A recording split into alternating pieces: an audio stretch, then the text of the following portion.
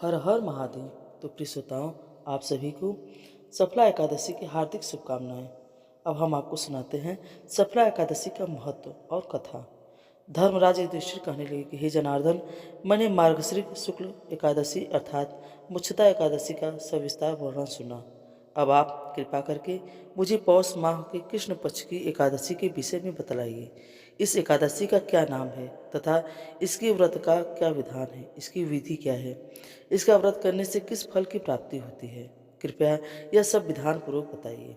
भगवान श्री कृष्ण बोले, पौष माह के कृष्ण पक्ष में आने वाली इस एकादशी को सफला एकादशी कहा जाता है।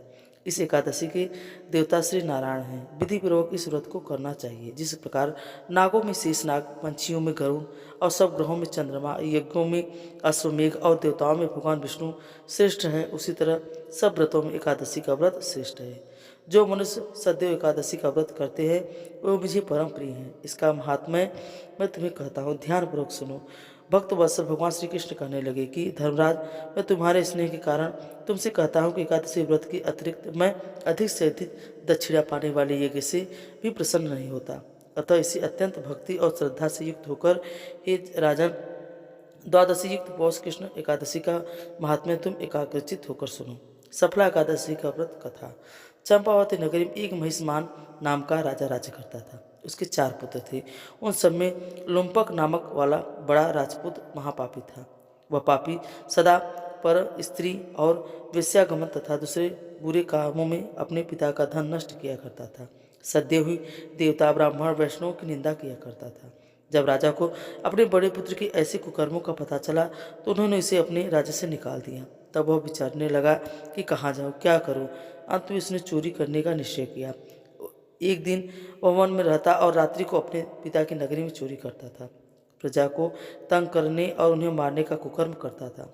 कुछ समय पश्चात सारी नगरी भयभीत हो गई थी। वन में रहकर पशु आदि को मारकर खाने लगा। नागरिक और राज्य के कर्मचारी उसे पकड़ लेते किंतु राजा के भय से छोड़ देते।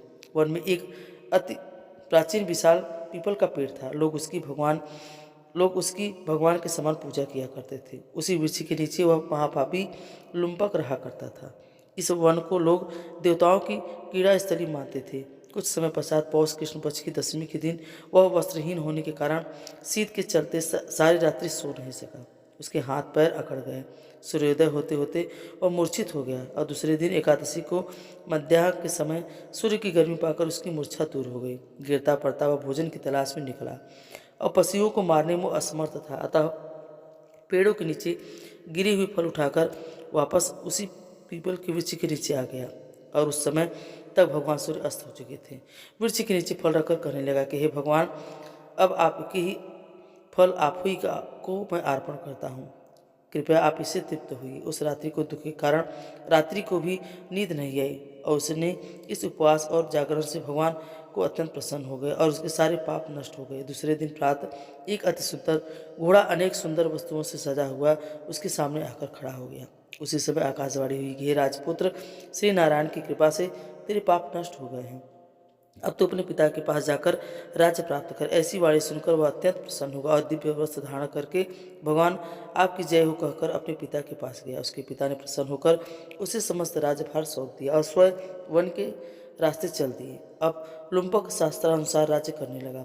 उसकी स्त्री, पुत्र आदि सारा कुटुंब भगवान नारायण का परम भक्त हो गया। वृद्ध होने पर वह अपने पुत्र को राज्य का भार सौंपकर वन में तपस्या करने चला गया और अंत में समय में वैकुंठ को प्राप्त हुआ। अतः जो मनुष्य इस परम पवित्र सफला एकादशी का व्रत करता है उसे अंत में मुक्ति ही मिलती है।